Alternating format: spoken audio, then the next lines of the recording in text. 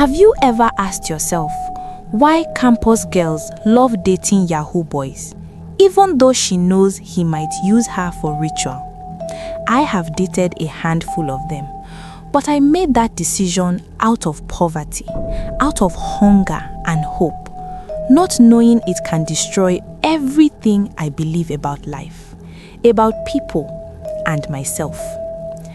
I ask that question because I am a living proof that it happened to innocent girls faster than you can imagine. My name is Oname, and this is my story. That Thursday evening in Lagos, when the whole city seemed to freeze, I was the girl everyone was staring at. But before I became that girl running barefoot on the expressway, screaming words nobody understood, I was just a normal young woman with big dreams and a tired heart. Lagos is a city where dreams and danger walk hand in hand. I learnt that the hard way. I was a 300 level student of mass communication at the University of Lagos. People knew me as a beautiful girl, slim waist, pretty face, a soft voice that made heads turn whenever I laughed. On campus, people thought I was enjoying life. They saw the clothes, the hair, the confidence. What they did not see was where I started from. I came from a small home in Delta State. My father was a retired secondary school teacher. My mother managed a small foodstuff shop. They tried their best, but life was hard. Still, they believed in me, and I believed in myself. When I came to Lagos, I came with dreams. I wanted to be a TV presenter. I wanted to own a YouTube channel. I wanted to be known. I wanted my voice to matter. But Lagos was not smiling. Rent was expensive. Food was expensive. School fees, handouts, projects, everything demanded money. My parents sent what they could, but it was never enough. Sometimes I survived on gari and groundnuts. Sometimes I borrowed money I did not know how to pay back. When I first arrived, I could not even afford a decent phone. That was when I met Tolu. Tolu was my coursemate, but she lived like someone from another world. She always wore new wigs, designer slippers. She used an iPhone 14 Pro. She hardly attended lectures, yet money followed her everywhere. One afternoon, as we sat in the hostel eating indomie and egg, my hunger was not just for food, it was for answers. Tolu, abeg, I asked her, trying not to sound desperate. Tell me the truth, wetin you dey do? She laughed, sipped her Fanta, and looked at me like an older sister looking at a naive child. Babe, you are suffering for nothing. For this Lagos, you dey suffer like bricklayer. I was confused. You mean boyfriend? She laughed again, louder this time around.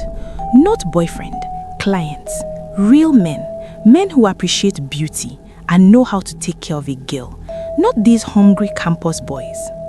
I rejected it immediately. I told myself I would never sell my body. I reminded myself of my parents, of my dreams, of who I wanted to be. But hunger is a dangerous thing. Months passed. I kept borrowing money. I dodged my landlady. I skipped meals. My pride began to crack. And then one day, Tolu introduced me to him. He was tall and dark, with a neatly trimmed beard. He wore designer shades and arrived in a black Lexus RX 350, the kind of car that makes people whisper, "This one no be normal level." His name was Dapor. "Call me Uncle Dapor," he said gently, holding my hand like an uncle would. Within 2 weeks, my life changed. He bought me a new phone, paid my rent in full, sent me 200,000 naira for data and upkeep. I moved to a better apartment, changed my wardrobe, started wearing bond straight hair. I even started skipping classes, just like Tolu. But Dapor had rules. Never ask questions, never call him. If he sends money, say thank you and move on. Never ask about his family. I agreed. I told myself I was not in love. I was just surviving. That was the lie I used to sleep at night. I did not know that survival in Lagos sometimes comes with a price far greater than death, and I had already stepped into the car that would take everything from me. By the time Uncle Dapor called me that evening, fear had already learned to hide behind comfort. When his name flashed on my phone, my heart jumped, not with love, but with relief. Relief that money was coming. Relief that my problems would pause for a while. "Get ready," he said calmly. "I'm sending the driver. Wear something short." He did not shout. He never raised his voice. That calmness was part of his power. I dressed up carefully. Short skirt, crop top, expensive perfume. I looked at myself in the mirror and smiled, but the smile did not reach my eyes.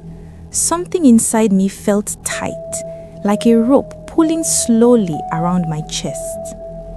The black Lexus arrived, just like always. The driver did not greet me, he only nodded. I entered the car and the door shut behind me with a heavy sound that echoed in my head. As we drove, I noticed something strange. We were not heading to a hotel. I wanted to ask questions, but I remembered the rule: never ask questions. So I stayed quiet. My palms were sweaty. My throat was dry. We arrived at a duplex in Ikoyi. The compound was too quiet. No gateman, no security, just silence. The driver opened my door and said only one sentence: "Go inside. My boss is waiting." I stepped down. The moment I entered the house, my body reacted before my mind could. The sitting room was dark. Only one lamp was on, casting long shadows on the wall. The air felt heavy, like it was pressing against my skin. "Hello, Uncle Dapor?" I called. No answer. Then I heard the door lock behind me. I turned. That was when I saw them. 3 men stood in front of me. They wore red wrappers tied around their bodies. Their faces were painted white. Their eyes were empty, like they were looking through me, not at me. They said nothing. One of them stepped forward and held a clay pot in front of my face. My heart slammed against my chest. Fear rose up like fire. Before I could scream, something cold and hard hit me from behind. Everything went black. When I opened my eyes, I was no longer in the house. I was in the back seat of the Lexus, alone. My head was pounding. My body felt weak, like something had been taken from inside me. My clothes were torn. My mouth was dry. My memory was broken, like a glass that had fallen and shattered. The driver said nothing.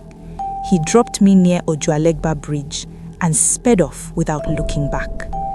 That was when it started. The voices came first, loud, confusing, angry. My eyes burned. My head felt like it would split open. I started running. I screamed words I did not understand. I rolled on the ground. I pulled my hair. People tried to help me, but I fought them like my life depended on it. I shouted about blood, about snakes, about voices in my head. I remember someone praying. I slapped the Bible away. I remember people watching, some crying, some filming, some afraid. It took 6 men to hold me down. An ambulance came. They tied me with a scarf and took me away. That was how I entered the psychiatric hospital at Yaba. Nobody came for me. Not Tolu, not Uncle Dapor. Days passed. I stopped screaming, but the emptiness stayed. Nurses asked for my name, my parents' contact, anything. I could not give them answers. All I did was rock back and forth and whisper, "Don't open the calabash. They are watching. He said I should smile even when it burns." They called me Unknown young female. Some nurses said it was drugs, others whispered about rituals. I did not know which was worse. All I knew was that I was alive, but my soul felt far away. Meanwhile, in school, people noticed I was gone. My hostel room was locked, my phone unreachable. Rumors spread. But silence protected those who hurt me. And somewhere in Lagos, the black Lexus disappeared like it had never existed. But the darkness it left behind was now living inside me. I stayed in that psychiatric hospital for days that turned into weeks. Time no longer made sense. I did not scream like before, but the emptiness inside me grew deeper. My eyes stayed open, yet I felt like my soul had gone on a long journey and forgotten the way back. Nurses tried to help me. They asked my full name. They asked where I came from. They asked for a phone number, a clue, anything. But all I could do was rock back and forth and whisper strange words. "Don't open the calabash. They are watching." He said I should smile even when it burns. I had no ID, no phone, nothing to trace me to anyone. So I became just another file in the hospital. Unknown young female, possibly in her 20s. Some nurses pitied me. Some avoided me. Others whispered that I had been used for ritual and did not fully cross over. Back in school, my absence began to worry people. My classmates asked questions. Why hadn't I posted on Instagram? Why was my hostel room still locked? Why did I miss the mid-semester test? At first, they said I had traveled. But after 1 week turned into 2, the rumors started. Tolu said nothing. She did not visit my room. She did not ask questions. People began to whisper behind her back. They talked about Yahoo boys, about fast life, about how she was still shining while I had vanished. Then one evening, everything changed. Tolu was scrolling through her phone when she saw a viral video on Twitter. The caption read, "Young girl runs mad at Ojuelegba after stepping down from black Lexus Jeep. Suspected ritual." Her hands shook. She opened the video, and there I was, running barefoot on the road, my hair rough and dirty, my makeup smeared, my clothes torn. I did not look like the girl from campus anymore. I looked like a shadow of myself. Tolu dropped her phone. She could not breathe. She remembered that night clearly. The night she told me, "Oga wants to see you. He said he would change your life." After I left, she never heard from me again. She had tried calling Uncle Dapor that night. He did not pick. By the next morning, he had blocked her. That was when fear became stronger than guilt. She told herself, "I cannot put my mouth in this matter. I don't want to end up like her." So she stayed silent. Far away in Delta State, my mother, Mama Oname, was peeling cassava in front of her house. Her eyes were swollen from crying. She had not heard from me in over 3 weeks. I always called, I always sent money, even if it was small. But now there was silence. She went to the MTN office. They said my line was unreachable. She went to a cyber cafe and begged the young boy to help her check Facebook. When the boy turned the screen toward her, she collapsed. It was me, running mad on the street, my hair rough and dirty, my makeup smeared, my clothes torn. I did not look like the girl from campus anymore. They rushed my mother to a chemist. She cried for 2 days without stopping. Then she sold her last goat, packed 1 nylon bag and boarded a night bus to Lagos.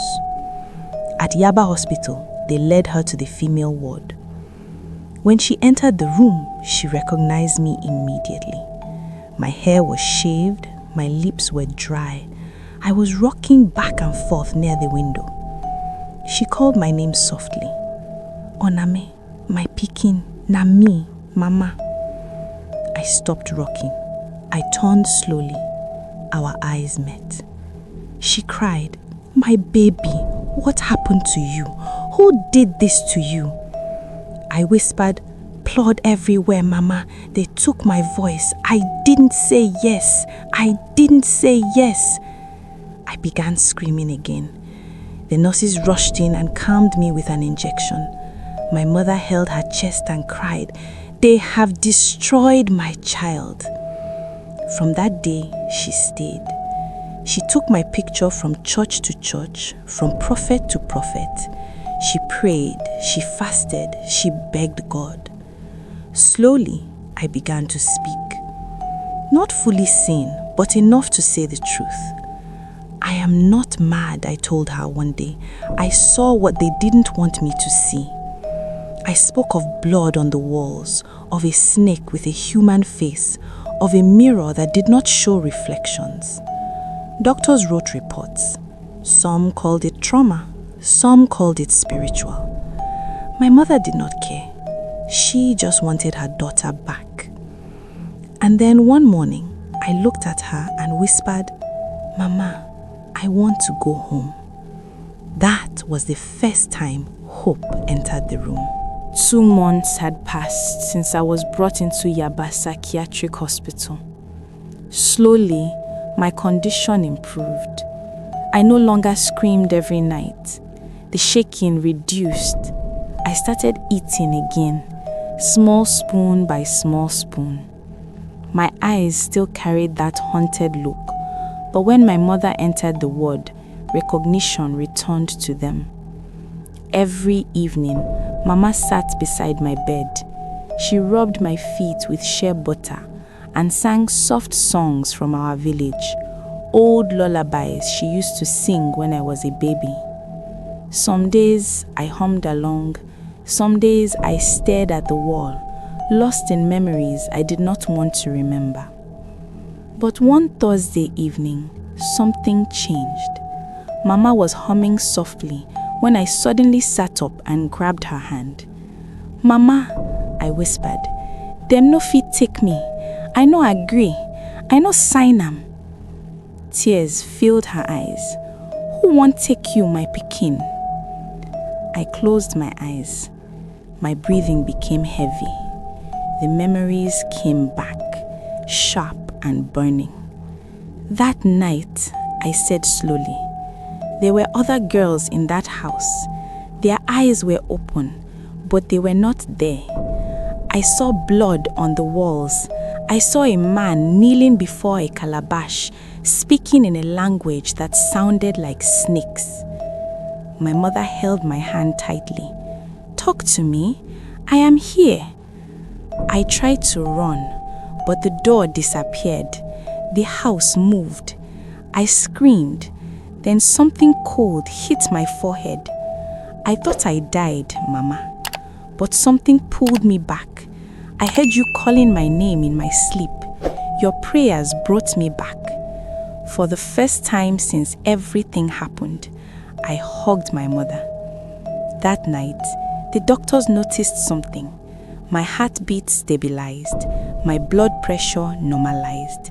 I asked for food myself. By the 3rd month, I was discharged. We moved into a small one-room apartment in Mushi, close to a church recommended by the hospital's social worker. The road to healing was slow. I shaved my hair and covered my head with a scarf. I avoided mirrors. Loud music sent panic through my body. Nightmares still came, dragging me back to that dark house in Ikui. But I was alive. Then one morning, while Mama was boiling water on the stove, my body stiffened, my eyes burned. "Mama," I whispered, "he is back." She rushed to me. "Who?" "That man, the one in the Lexus. I saw him in my dream. He stood beside my hospital bed and said, 'You escaped once, you won't escape again.'" A cold wind filled the room. The light flickered. The stove went off by itself. Mama grabbed the Bible and began to pray. From that day, strange things started happening. My phone, which had been dead since I returned, suddenly came on one night without a SIM card. On the screen was a picture I had never taken. The black Lexus Jeep, parked near a bush path. Under it, a message appeared. "Finish what you started." I screamed and threw the phone. The screen cracked. We ran to the church. Pastor Timothy listened carefully to everything. He prayed and then looked at me calmly. "You must testify," he said. "That is the only way to break free." Fear gripped me. If I talk, they will come for me again. He smiled gently. "They already tried and they failed. Your voice is your weapon now." That week, I created an anonymous Twitter account. I posted one sentence. "I was used for a ritual in Lagos, but I survived. Ask me anything." Within 24 hours, it went viral. I told my story carefully about sugar daddies, about cult houses disguised as apartments, about fast money and its hidden cost. Girls began to message me privately. Some shared similar stories. Some said they were still trapped. My story was no longer just mine. Then a message appeared from a user named Dapor. "You think Twitter can save you?" My heart froze. Before I could scream, the message disappeared. The account vanished. Soon after, my Twitter account was suspended. My posts were gone. Someone had silenced me. But somewhere else in Lagos, a journalist had already seen everything, and my story was about to become louder than silence. After my Twitter account was suspended and my voice silenced online, fear returned to our small room. I barely slept. Every sound made my heart race. I kept asking myself how he found me. I never used my name. I never showed my face. Yet he still knew it was me. Silence was what they wanted. And silence was exactly what would have killed me a second time. Unknown to me, a young investigative journalist named Dami had already seen my story before it disappeared. He had saved screenshots. He had connected my experience to other missing girls in Lagos. Girls who found dead behind clubs. Girls who vanished after entering black luxury cars. Dami came to meet me. He listened quietly as I told him everything. The house in Ikoyi, the men in red, the clay pot, waking up on the road. He warned me that the people involved were powerful, but I was tired of hiding. 2 days later, a video interview dropped on YouTube. My face was blurred, my voice was altered, but the truth was clear. I spoke about Uncle Dapor, the Lexus, the ritual house. I spoke about how fast money had almost cost me my soul. The video exploded. Newspapers picked it up. Radio stations talked about it. The police were forced to respond. For the first time, they said his name, Dapor Olawale, a supposed businessman with no real company, no records, but pictures with politicians, pastors, and celebrities. The police tracked his Lexus to a house in Ikoyi. When they raided it, the house was empty. But in the basement, they found something, a black box. Inside were photos of girls, including mine. Next to my picture was a red X. Mine was the only one that was not burnt. That night, my phone rang. A strange number. I picked it up with shaking hands. "You've done well, Oname," a calm voice said. "Very brave." My blood turned cold. "You think one video can stop centuries of sacrifice?" he continued. "Be careful what you dig." Then the line went dead. The police later declared him wanted. 6 other girls were linked to his case. 3 were dead, 2 still missing. I was the only known survivor. Then everything went quiet. Blogs deleted stories, videos disappeared. The case slowed. Power and money were doing their work. I sat with Dami one day and asked, "Is this how it ends?" He looked tired. "You may not shut down the whole system, but you already did something bigger. You gave the voiceless a voice." Weeks passed. Slowly, I began to smile again. My healing was called miraculous, but the fire inside me never went out. One Sunday after church, a young girl approached me shaking. "Are you the girl from the video?" she asked. I was almost taken too, but I said no because of your story. I hugged her and cried. In that moment, I understood. My pain had a purpose. I chased Lagos like a dream. I wanted soft life. I wanted to belong. I did not know that in this city, moving too fast can push you into a trap you may never escape from. But I survived. And because I spoke, someone else survived too. I am no longer the girl chasing men in tinted glass jeeps.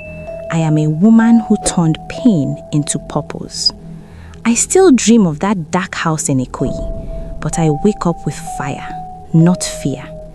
Because what was meant to destroy me became my weapon.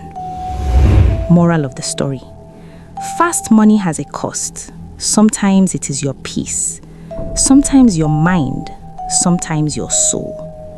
If you are walking this road, speak. Ask for help. Do not let fear bury your truth.